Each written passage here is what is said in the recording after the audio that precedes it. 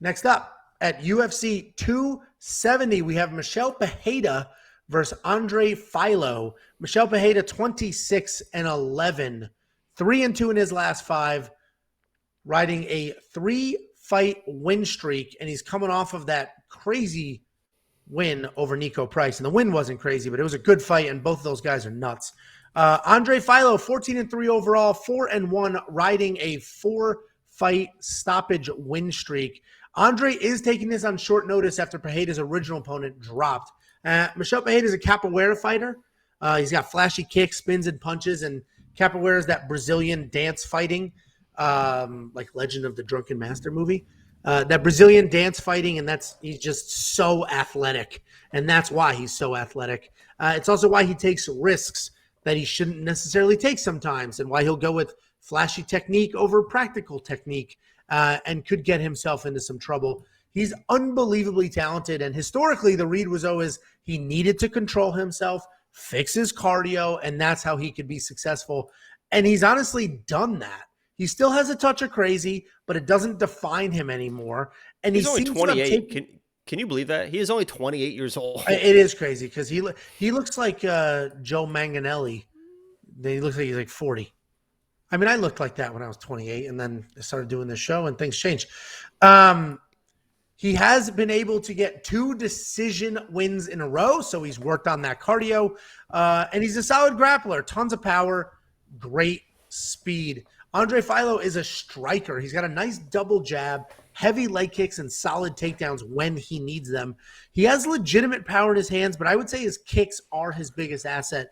He will kick your legs, he'll kick your body, he'll kick your head, and he'll mix it up with inside leg kicks, outside leg kicks, and he uses all of that really well. His issue, though, is his defense. His defense needs work. If you watch his fight against Chris Curtis in the PFL, he was dropped multiple times. He ate every single jab or straight punch that came his way. He's got a solid chin, so it's hard to finish him, but, I mean, he takes some damage in his fights. I like Michel Pereira in this fight. Short notice aside, I love Pereira's speed and athleticism. I think Andre's lack of head movement is going to get him in some trouble. The fact that unless it's his jab, he only throws 1 strike at a time. His jab, he doubles up. Every other strike is just 1 at a time. I like the more well-rounded, the busier, the more athletic Pereira to get this done. But Andre does have very real power, and he keeps it late into the fight. So, anytime you have that, they're dangerous for a while. But I like Pereira. The odds are probably a little wide, but what do you think? Yeah, I think Michel is definitely the play in this fight, but the thing you got to remember is that Tristan Connelly fight. And Michel Pereira is not the same fighter as he was versus Tristan Connelly. He was definitely a lot more wild back then, and it seems like he's kind of dialing in, as you mentioned. But that Tristan Connelly fight was wild because Tristan Connelly was a short notice opponent, and he was a 145er, right? I think he's a 145er that fought at 170. And what did he do? He just withstood the first round. He just said, you know what? Let me shell up. Let me footwork, get out of the way of all this crazy stuff, and let Michel do what he does. And if you give Michel space like that, that's when he starts getting crazy because he gets bored and he wants to do crazy stuff. I think that the game plan, honestly, they kind of make fun of Dominic Cruz when he was talking about the Conor Khabib. Like, I think he's trying to punch him. You just let him punch him, get himself tired. That's what Andre needs to do in this fight. Just give him space in the first round. Don't get anywhere near him. He's going to do his wild stuff. He'll throw some backflips in there, and then he'll be tired. And when he gets tired, he shoots a lot. And he's a very good wrestler. He is a very good grappler. But when he's tired, I think that's when Andre can reverse those positions. That's a bad shot, and you've got to make him work on the ground, get him more and more tired. That's exactly what Tristan Connelly did. Michel started shooting. He started reversing those positions. Now he's on top. It gets Michel more and more tired. Michel's one of those guys that when he gets tired, he's going to keep fighting. He is tough, but he doesn't recover. Sometimes people get tired, then you give them a minute or two of blow, and then they come back, right? He is not a guy that is going to come back once he's tired. He's just going to continue to be tired. So, if you're Andre, let him do his thing.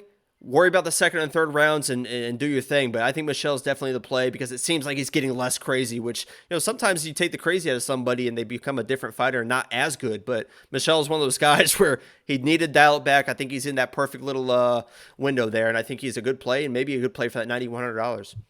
Yeah, I think he's probably worth the $9,100. And I completely agree about the crazy. Like in this fight, he actually doesn't need it. But his original opponent, we did that breakdown about a month ago now.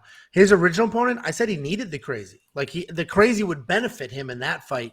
In this fight, he doesn't necessarily need it. But yeah, I think Pereira's obviously the play. I think most of us think that. But Andre Fialho's got very real power. Very real power.